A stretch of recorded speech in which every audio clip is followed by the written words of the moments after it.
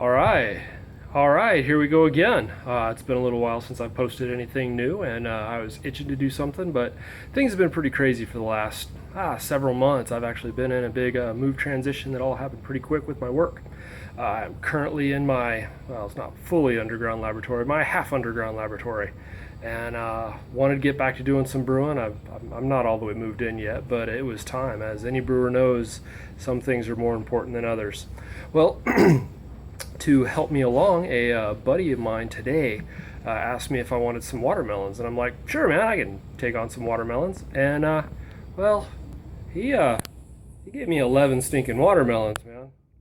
I think I can make some wine out of this. That's a pretty good deal. All right, well, what I'm gonna do first is I'm gonna go through and I'm gonna start sectioning them up and putting them right here in my fermenter. So this is not the best quality video I can possibly put out, but it is a video, and it is with my S5, so it's not a new phone. But anyway, I'll be back. Okay, so one more quick thing. I just kind of wanted to show you what I've got here to use. Let's see here. So I've got first my D47 yeast, my yeast energizer, my pectic enzyme for breaking down the fruity cellular structures for more sugar conversion, and my yeast nutrient. Watermelons don't have a whole lot of great things inside of them in order to be able to have a good fermentation going on. So that's what I'm going to start with, and we'll be back. All right, well, I've been working on this for a little bit now. I am definitely getting there. You can see that there aren't many left. Currently got one getting shredded there, but looks like I have already filled my bucket. So what I'm going to do now is I'm going to go ahead and transfer it into a carboy and just try to draw the liquid off, so that way I don't have to deal with so much flesh. All right, so what I ended up with was I got through all the watermelon. I've got my container here, my bucket, and as you can see, it's pretty much full. That's about a good 7.5 gallons of just watermelon flesh.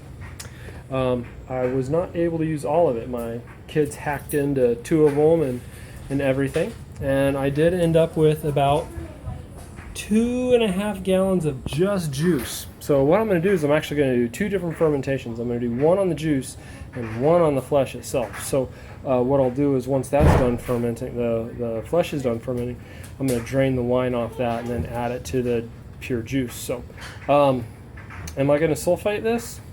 You know, it'd probably be a good idea, but no. I really don't want that in it. So I'm just going to go ahead and get it going. I will post again later and let you know its progress.